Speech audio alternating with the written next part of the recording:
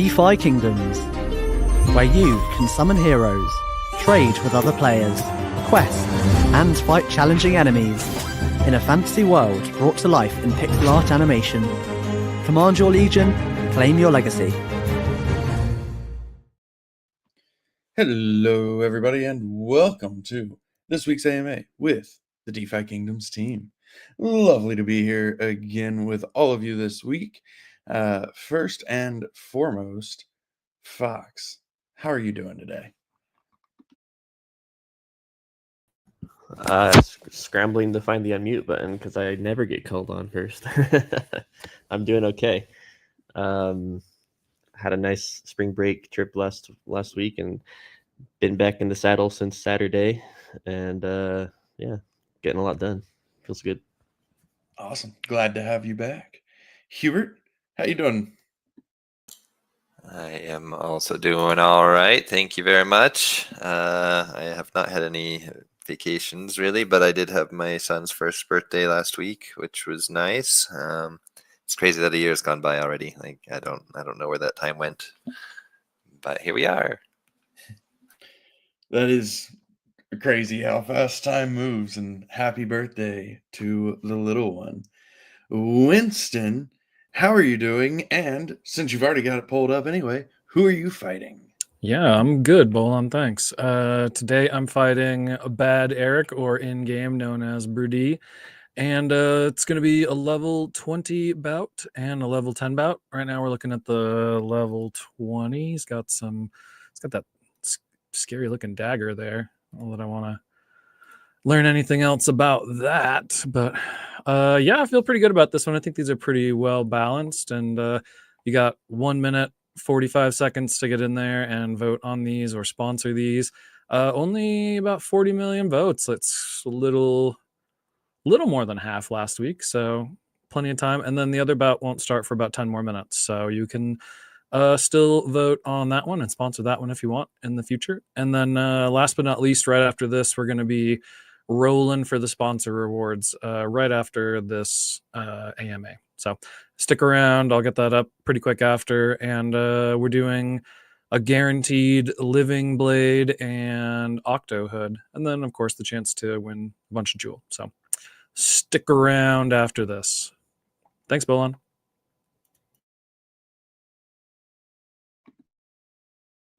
Thank you, and I love to see it. Make sure you get in there and get your votes cast. You have 55 seconds. 55 seconds on the first match to get your votes in, and then there is, of course, the second match after that. In the meantime, let's move into some updates. So first and foremost, our own phenomenal Pinecone, who normally is so good that all of his work goes sadly unnoticed because he's so good that you don't even know he's doing it. But he is going to be doing some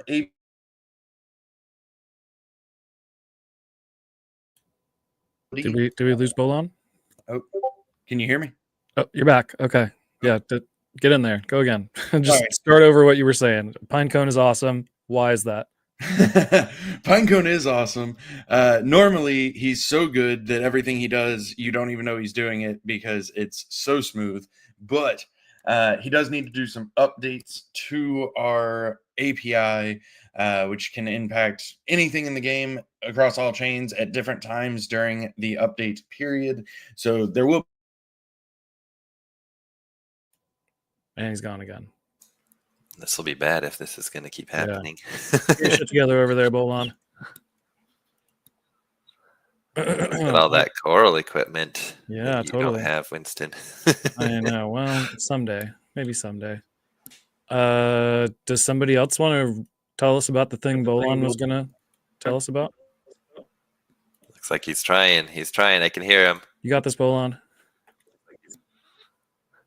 We don't Can you hear me? Bolon. Oh, yep. He's back. Can you hear me now? Yes. Broadcasting from the bottom of the ocean. Oh, and he's gone.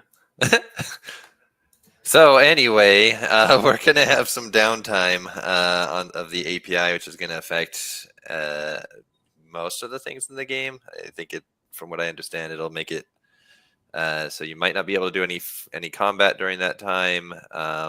And I also am underinformed on this, so I could be a little bit wrong on that. But I think it'll also impact like viewing heroes in the in game and whatnot as well while that's down. But Yeah. I go don't ahead. know a ton about it either, but I do know that, API and just sign up IT in general is one of those things where when everything's going smoothly, you don't hear about it. And then you wonder, like, what are we paying these people for? And then when everything breaks, then you hear about it and you wonder, what are we paying these people for? So it's an important job, underappreciated, but he does an amazing job. He actually just recently optimized a ton of our things internally to save us thousands of dollars a month. Like, he's amazing. But yeah, he's planning another such thing that will make our API system more efficient, and that does entail a little bit of downtime there. So I guess Bolon's probably going to make an announcement if he hasn't already about that, and he might have already. So just stay tuned and watch the announcements channel for that. Gonna be weird to ask yourself questions, Hubert. I Fox, how do you feel about reading some questions to Hubert? You got the document there? There's some more updates still to go over, okay. so I can do some of those. And yeah, it looks like we did have an announcement about that. So it was between 10 p.m. Eastern Daylight Time on Friday to 2 p.m. on Saturday the next day. And we're hoping to be much faster than that, but we're just giving ourselves a big window just in case something goes wrong. But we should have a follow-up announcement once that's all complete as well. Can y'all hear me now? Hey, He's back. All right. Is it better? For now, my Wi-Fi's been acting up since yesterday, and I gotta figure out what's going on with it. So sorry about that, folks. But it sounds like y'all talked about the downtime. Sure did. Great. Thank you. Also, last night, Fox, you want to kick off what happened last night? Duels happened last night. We started a new season 12, and got a new class rotation. That's pretty much the only thing that's changed in this season, and that's generally the only thing we change, is just the classes that are being used for boosts and what groups they're in, so that you can mix up your teams and explore new strategies there. So go check it out if you haven't already. It is up.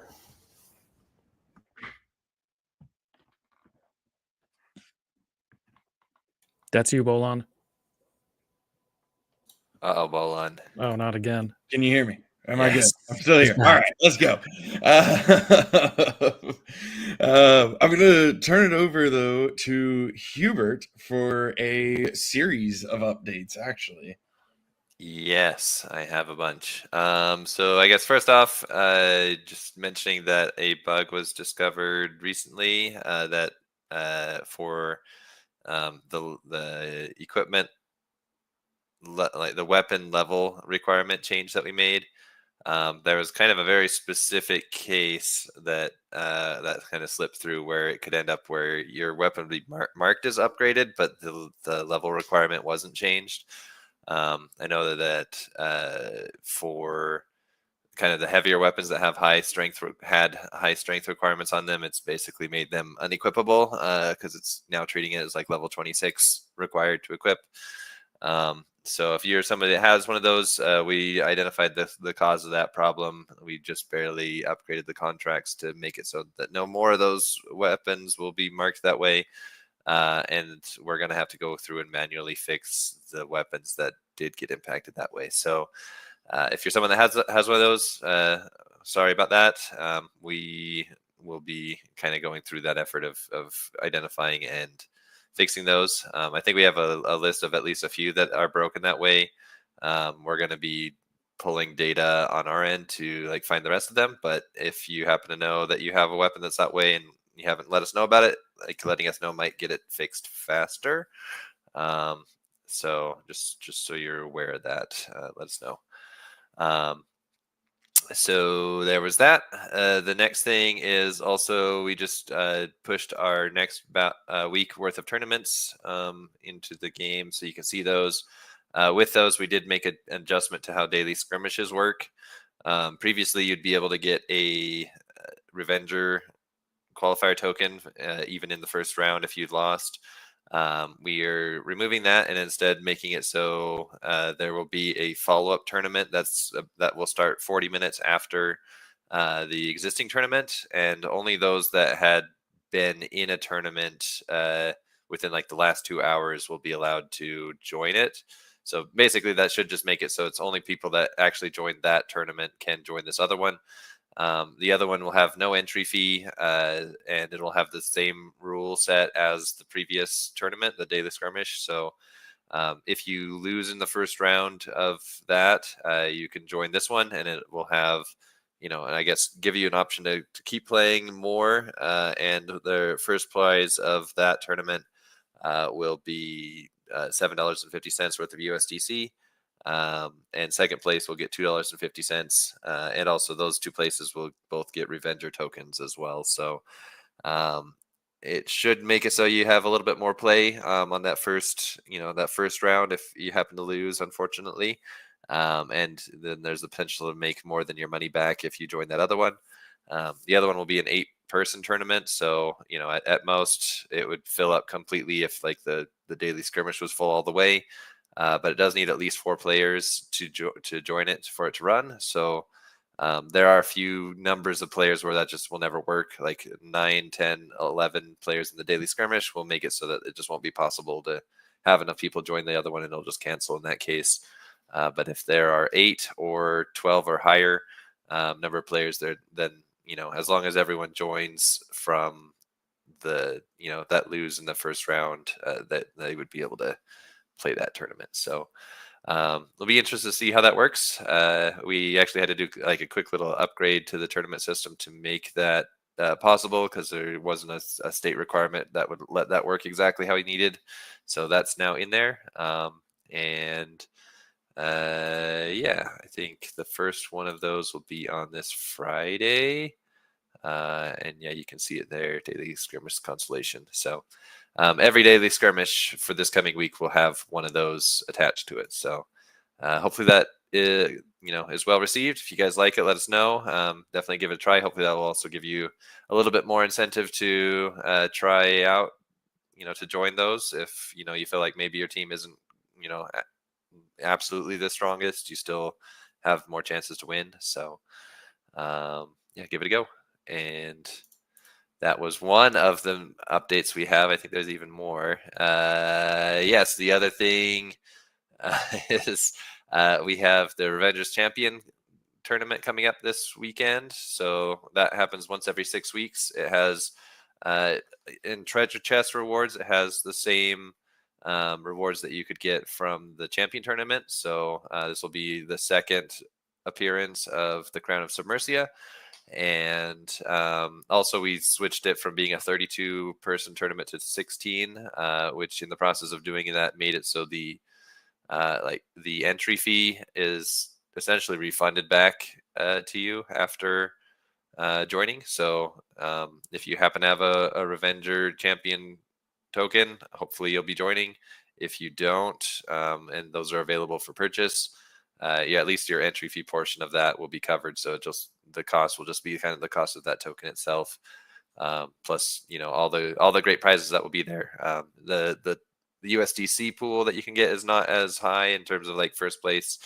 You're not going to get as much as you can from the championship tournament, but treasure chest wise, it's all the same. So it should be lots of good stuff. And again, if you do have one of those qualifiers already, like there's really no loss in joining, I think. So anyone else want to say anything about that? I do have one more comment update, it looks like, but before I go on. I'm just really Avenger Champion. I thought the Champion tournament was a lot of fun. Excited to see this version of it. And to Hubert's point, if you've got the qualifier token, you are guaranteed your entry fee back no matter what. So go play, have a good time, see if you can win some extra.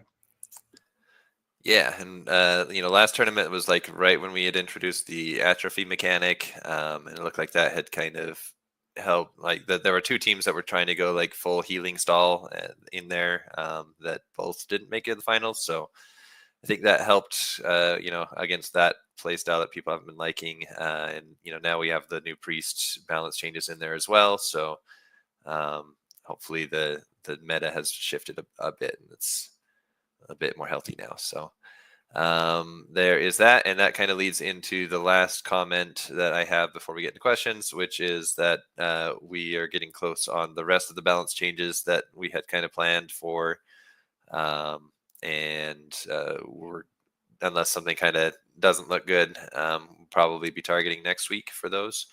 So this week will be the last week in the current paradigm of balance. So I guess be on the lookout for that as well. Very nice, very nice. All right, that So wraps much. that wraps up our updates. I think that's the most I've made Hubert talk in updates recently, which is exciting. So now I'm going to break tradition. We aren't going to go to Hubert for the first question. So we'll give you a little bit of a break, and then we'll be back for more Hubert. But first and foremost, I'm actually going to be going over to Fox for our first question of the day. Has the team thought about doing something on the back end so that the player uses Joule for gas on any chain they are, and then we handle the conversion and gas payment and all of that fun stuff? Yeah, this is a very complex question, actually. So different chains have different things that they allow, but the common thread is generally to submit a transaction to a blockchain, you need to pay for gas. So, for example, for Metis, you would have to have some Metis to pay for that. And there's been a lot of other chains that have tried different things to make this so that other people can pay, or so that you can pay in other variable tokens. For example, Kaya did a thing where they let you have like a funder account that can basically be delegated to actually pay for the transaction. And we experimented a little bit with that, but it didn't really do what we wanted it to do in a easy way. So we ended up not doing anything with that. But for Joule, like theoretically, you could say, okay, you have Joule in your account. As long as you've approved us to spend that Joule, we could basically say, okay, you're submitting this transaction. We will submit the transaction on your behalf, and then we will basically subtract Joule from your balance to submit that, and then we'll pay the gas ourselves. And then we sort of on the back end would have to make sure that the exchange rates are, like what they should be, and that we like reimburse ourselves and all that type of stuff. It's actually pretty complex. There's a lot of different moving parts. Plus, a lot of our contracts would have to be refactored such that instead of looking at the message sender of the transaction, which usually is the user, we would have to look at who the delegated person is and whether our account that would be submitting the transaction has the right permissions. And then we'd have to do a lot of stuff there, basically a lot of refactoring of the contracts to have that sort of ability to handle that. Now, there's other things we could do that might not be so crazy, and specifically looking at Holiday. Holiday's amazing. They have a pretty cool setup where they basically have a similar thing to this, where accounts are actually smart contracts, and they have bundlers and other things that basically submit the transactions on behalf, but it passes in who the owner should be so it can handle all of that. And it basically executes it from the context of your account. So something like that would allow us to potentially set up a system where we could say, hey, you could top up a balance with Joule or something, and then it could draw from that to pay for gas. But it still has a lot of the same problems of exchange rates and having those stay up to date, and having like UI elements to be able to fund that. And you'd still have to have Joule on all of the chains, which if you don't have gas on those chains, but you have Joule, I mean, it's like it's still going to be very hard to function on those chains without any gas. So it's tricky still, and definitely not a trivial ask. So those are some of the thoughts we've had. Definitely worth thinking about. Currently, the amount of effort that goes into it, in my opinion, isn't worth the amount of benefit that we'd see from it. But it's for sure something that we're interested in. So if anyone has any other ideas or hears of things, feel free to reach out to us. Awesome. Thank you, sir. This next question, actually, I am going to take. The overall question is just about more utility for Joule. There were a few examples given. Two of those examples would require that we were going to a new chain, which we currently are not looking at going to another chain. And then the third one is around lands, which, yes, lands are a thing and will be a thing, but I don't know that giving out lands right now would be particularly effective, seeing as they do not have utility yet. More so to the overall question of utility for Joule, it's something that we do always talk about. There's a lot of utility now in terms of governance, power ups, gas fee, staking, etc., etc. But pretty much with every feature that we do, part of the discussion is there an opportunity to add Joule utility to this?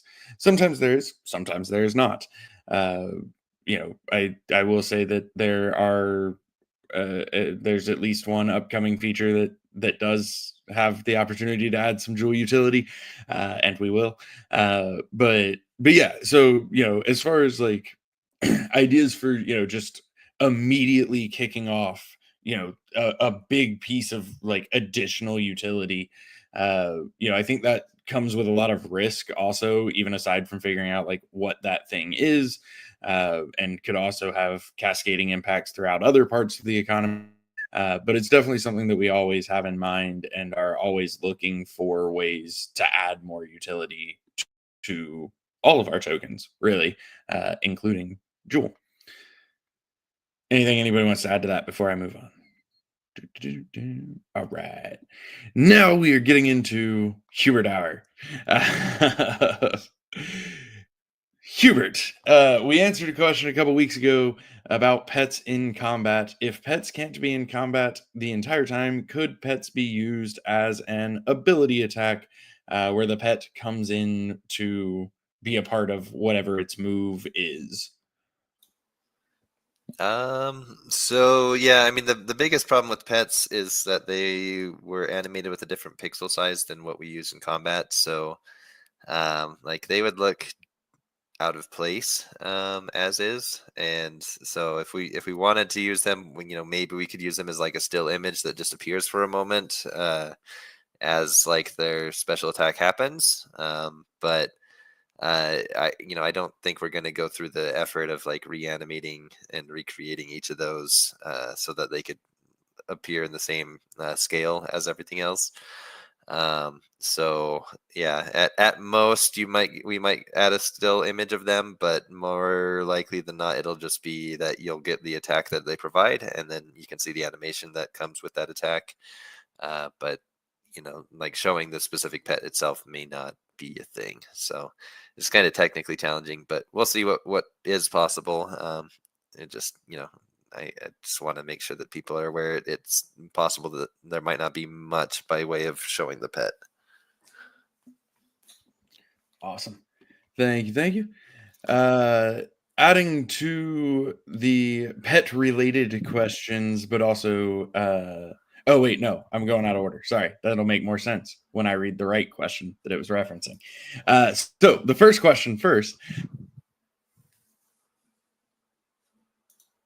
And then we lose Bolan. Well, I'll just butt in here to say that first game was a lot of fun, and I think that maybe if luck had changed, like I would have held out a little longer, or maybe I don't know. Who knows? Let's see here. What am I doing? I will say that explosion was pretty crazy on that second game.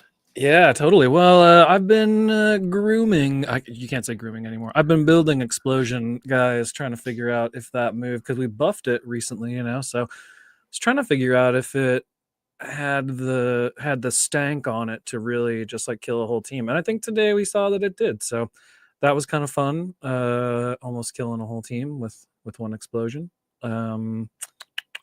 Yeah, so good games, Eric. Bad Eric, excuse me. And it is my intention to cover your bullish. He wrote me a little thing to say, so I'll say that, and then we'll bullish it out. Where did we? Sorry, I was right in the middle of things, and I don't really know what's going on. Where did we leave off? Yeah, there was what was it?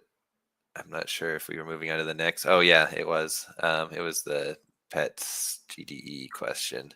Can you guys hear me now? Hey, Luck. He's back. Okay. Yeah. Can you amend the document, the Divine Essence document, to include pets?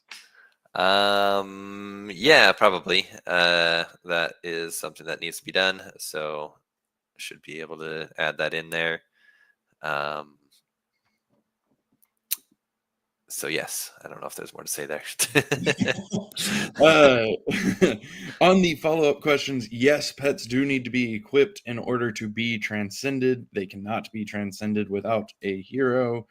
Have we made any considerations to people front-running the burn at release? Will all of the bonuses go into effect at one time? So yeah, right now the plan is for it all just to be available right off the bat.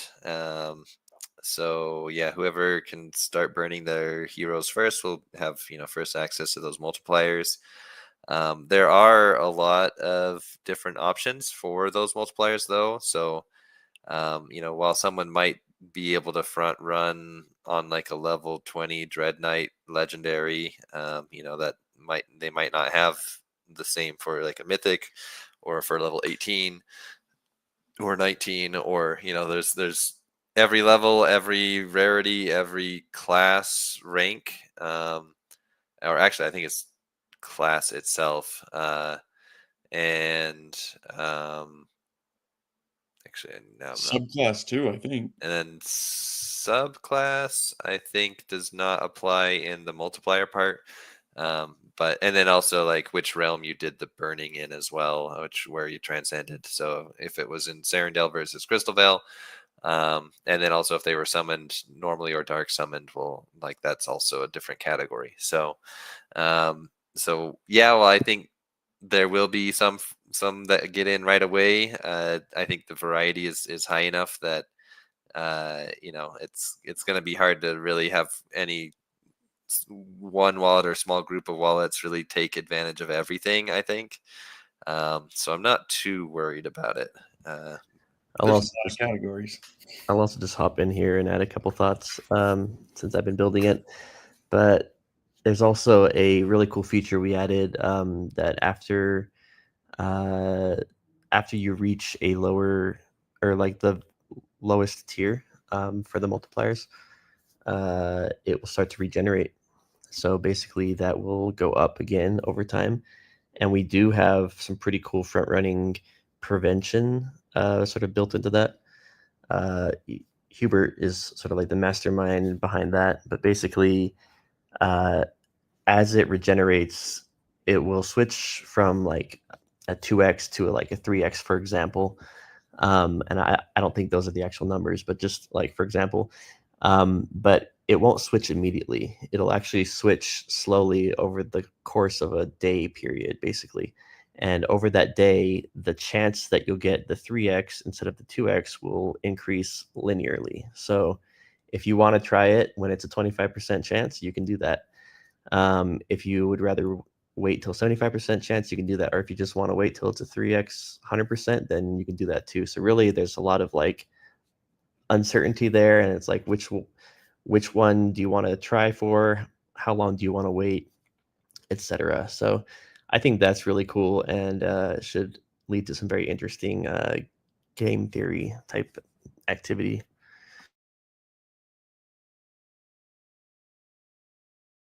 I'm hoping y'all can still hear me. Yep. All right, cool. We'll see how long it lasts. I'll also say on that topic, like a lot of times the concern with front running is botting, but this is a new contract, new code. Like there won't be bots prepared at launch to start using it. So that's a big part too. Adding on to the question above, how can we prepare our heroes / pets for the big burn? Are we planning a one-time event to coincide with the launch of Divine Essence, where there could be some additional incentives in those early days? See, I guess this is a me question. Yeah, so we're gonna talk about that more internally before we say one way or another on that. But it is something that we want to talk about. So don't really have more to add at the moment. Awesome. Any thoughts on revamping the loot tables for void hunts to essentially across the board scale with level? So probably not doing that specific thing. We've had something on the back burner for a while that you guys know that we have a additional reward system tied to it, and I still have plans to get that done. And when it is done, it's going to kind of change things enough where I think this idea won't necessarily work in that same way anymore. So I just say stay tuned on that. Our attention will go back to hunts eventually. Just we're PvP mode right now. So once that is there, we can talk about it once we have that new system in place, I think. Fantastic. Thank you, sir. This next question, actually, I'm going to kick off. What is our stance on Siegel locking with the shift to, with not the shift, but with introducing PvP and metas, the rewards to Siegel?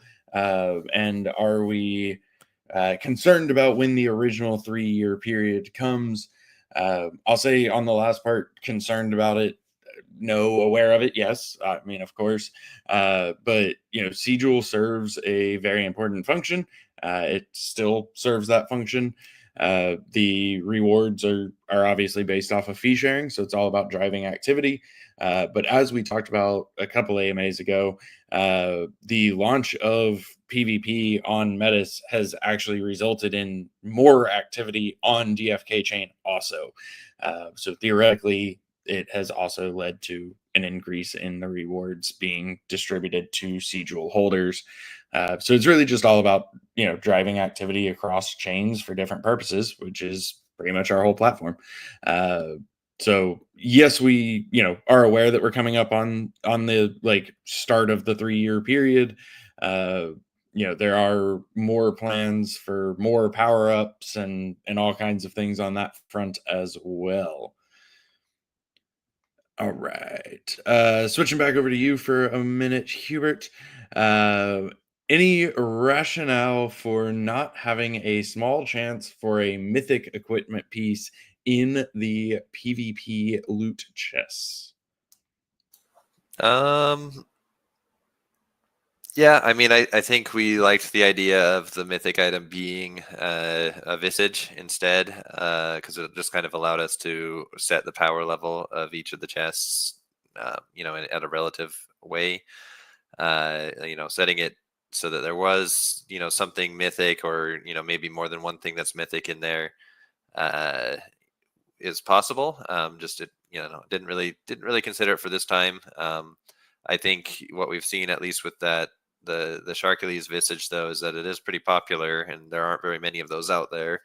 The first one that came into existence did go up for sale and flew off that shelf right away. So even if you can't get a mythic piece of equipment that's going to help you with combat, you could get something that may sell very quickly, that could then be used to, those funds could be used to buy something that you don't have that maybe is mythic. So I think there are options there, but yeah, I think with what we were doing, I didn't want to push too hard with what we already have. We already do have the Crown of Submersia was a mythic piece of equipment that we wanted to make sure that was not going to be game breaking, but was still very powerful. I think we have achieved that. But if for each one of those that we need to add, we need to balance it and whatnot as well. And we have the all-star equipment that we still need to have release as well. So it's always kind of difficult to balance, the power of something, and also we need to keep them kind of at a relative to like the top level of where things are at right now. Otherwise, if we release like level 15 gear and there was only one piece of that, then they would be a lot stronger than everything else.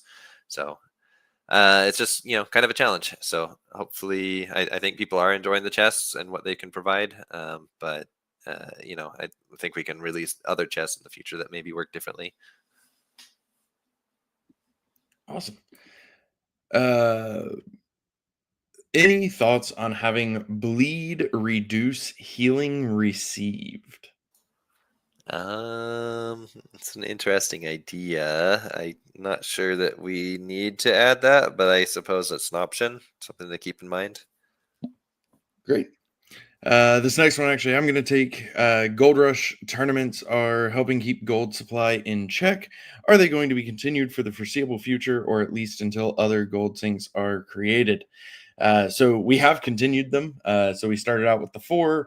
We are doing an additional 4.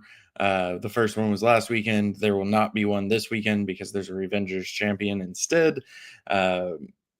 So we are at least continuing them for now. We will see what goes from there, but we do also have some new gold sinks on the horizon. So, but yes, been looking at.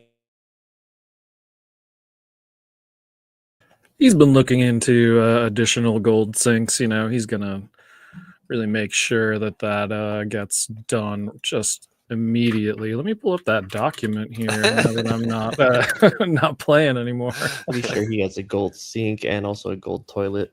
He's got, yeah, it's true. Bathtub. He's working on the bathtub there.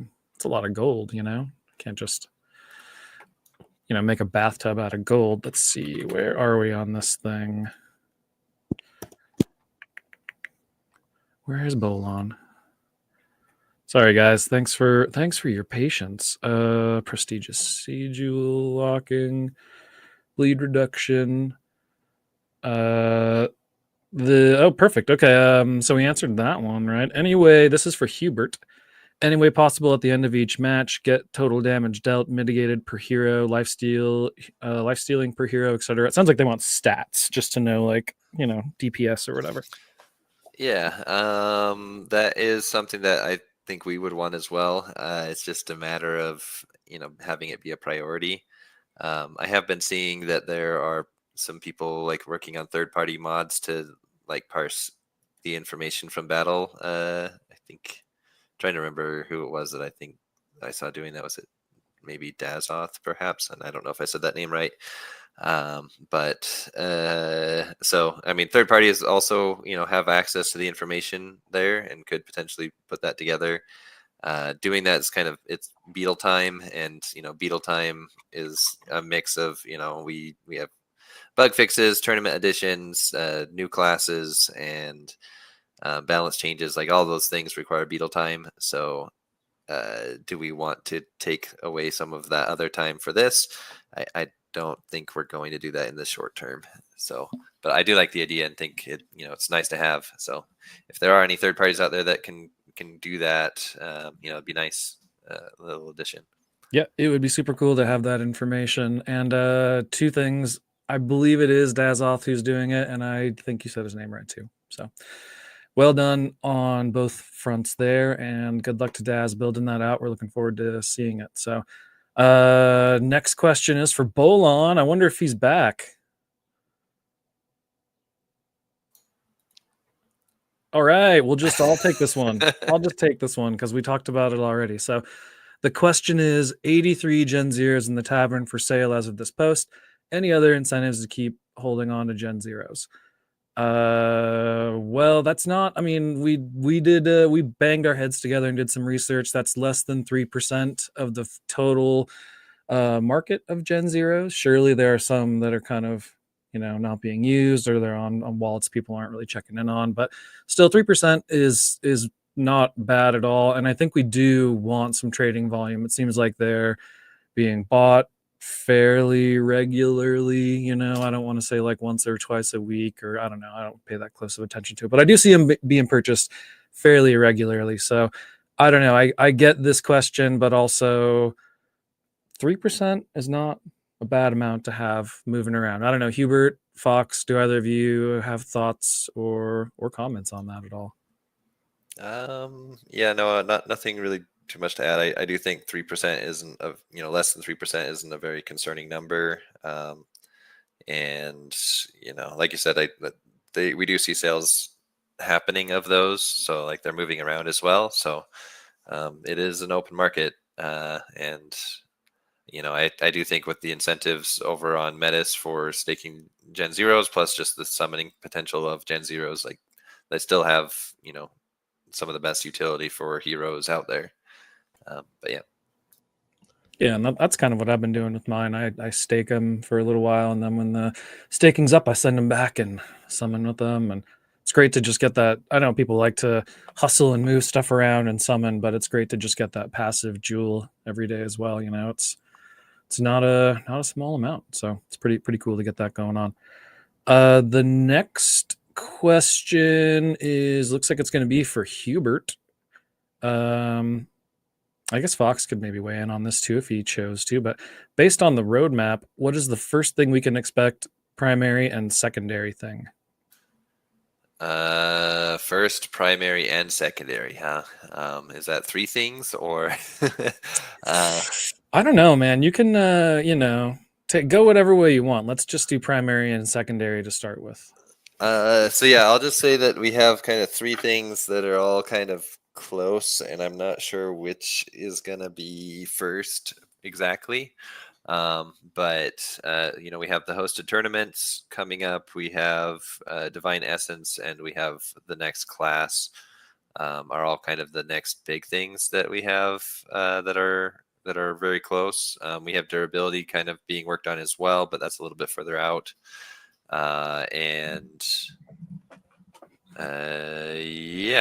So those are kind of the close things. So I guess that answers the question kind of, but it doesn't really say specifically which one first. Yeah, that works for me. This one, I feel like, so we're actually getting down to the end of our list of questions. So anybody in the chat wants to sneak a question or two in there while we finish these up, that would be cool. Also, I think we'll get there either way. So don't even worry about it. This next question, a very interesting question, and I would love to see it happen, but also understand the challenges. More or less, they're asking for, would we ever consider making a game loop like Diablo, 4 players going through a dungeon, button mashing a little bit, but also building around a strategy to kill stuff as fast as possible in that kind of a way?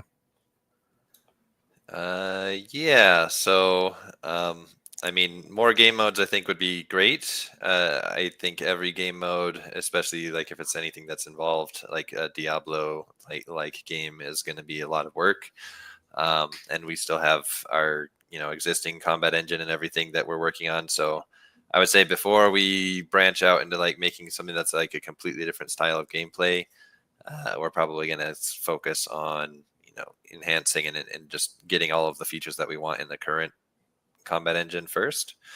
But I guess there are always options in the future. If we can get the combat engine at all the classes implemented and everything, and start doing level cap increases and whatnot, I think there are definitely options for us to add more game modes at that point. But I just wouldn't want to like stop midway through of what we're doing right now to do something new like that. All right. Yeah, that seems sensible too. And I mean, I suppose if a third party wanted to, make something that used all the NFTs and all that information, they could come talk to us, and we could maybe, what's the word I'm looking for here? Give them advice on how to do that. I don't know, man. It's a cool idea. I think it's a really cool idea, but probably a little ways down the road for us, it sounds like. Let's see. Oh, here, this is kind of I think this is a good question. Sorry, I'm just reading it in my brain. I haven't read any of these questions really. So this person is more or less saying, is agility too powerful in the game when you're playing against, I guess in this case, they're talking about PvP, but they're asking if it's too powerful compared to other stats. And I feel like, Hubert, before you weigh in on this, I would kind of like to say that, in my opinion, I think for a while people thought the same thing about dexterity.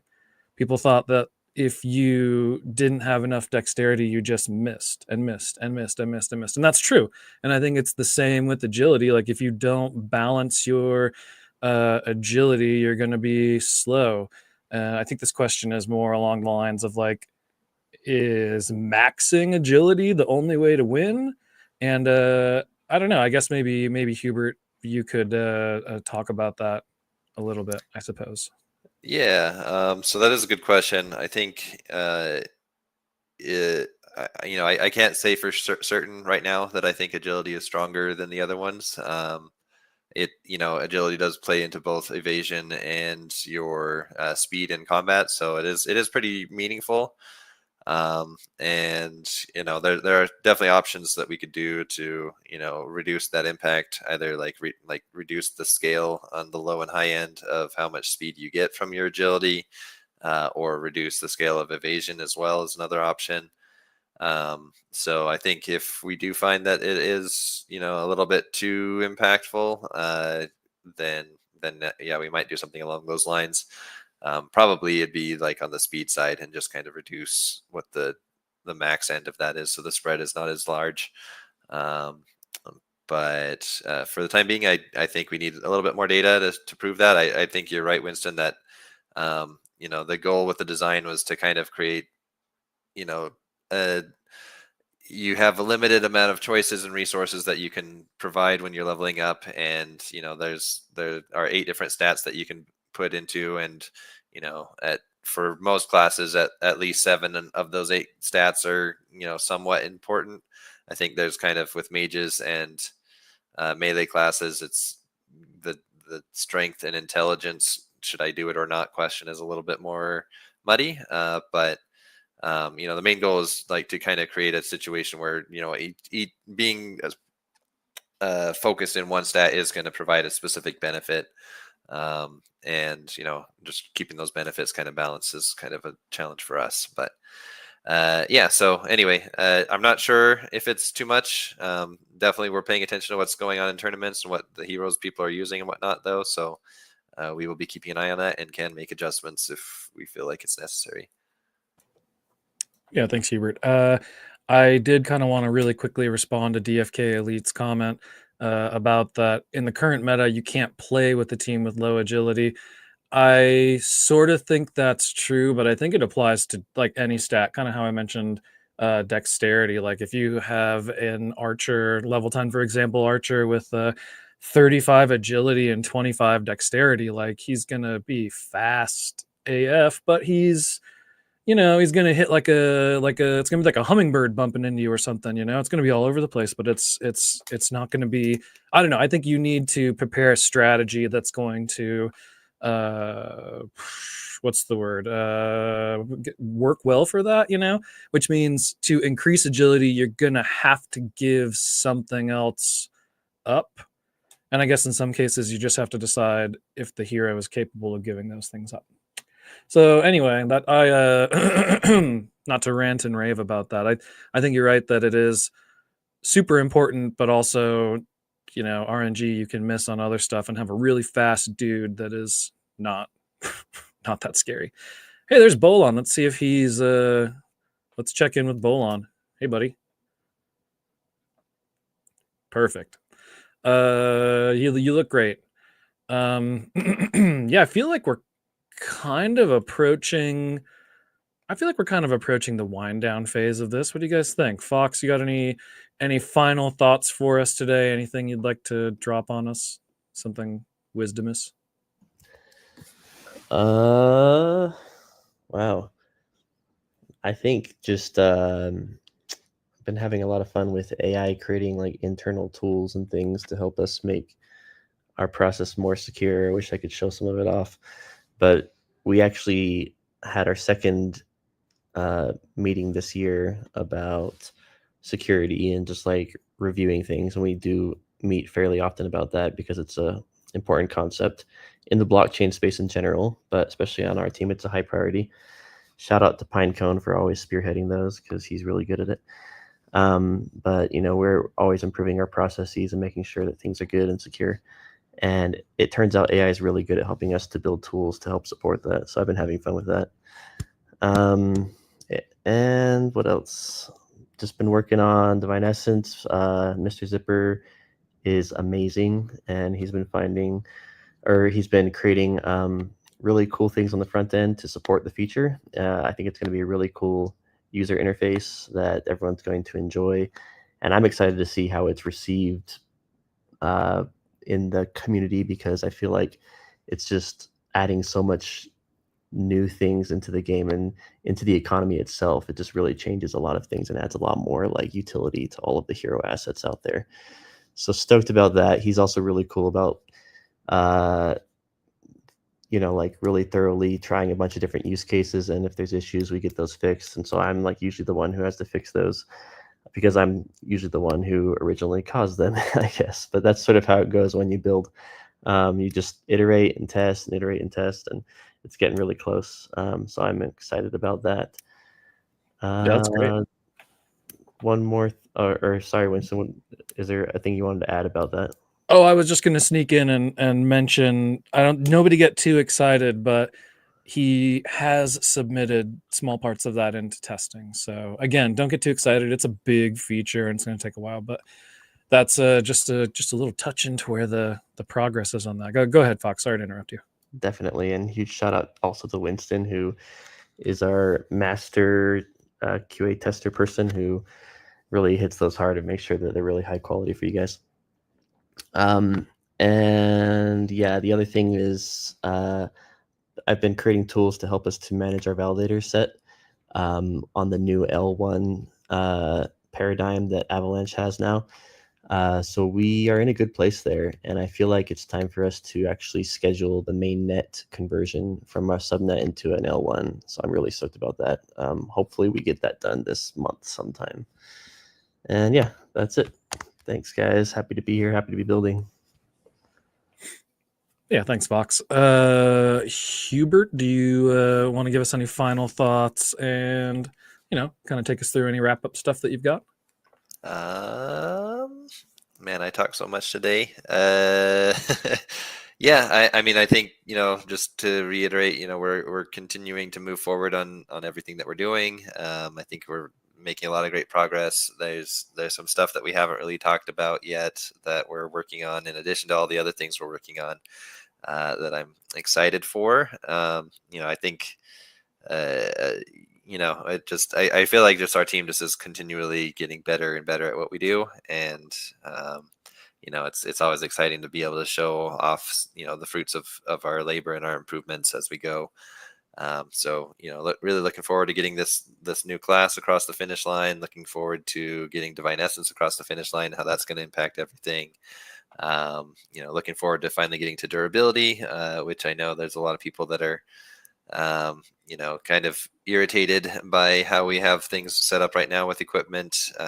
Once we do have durability out, we're planning to change it so that there is no more cooldown with equipment, and it'll all just be tied to your the durability of your stuff.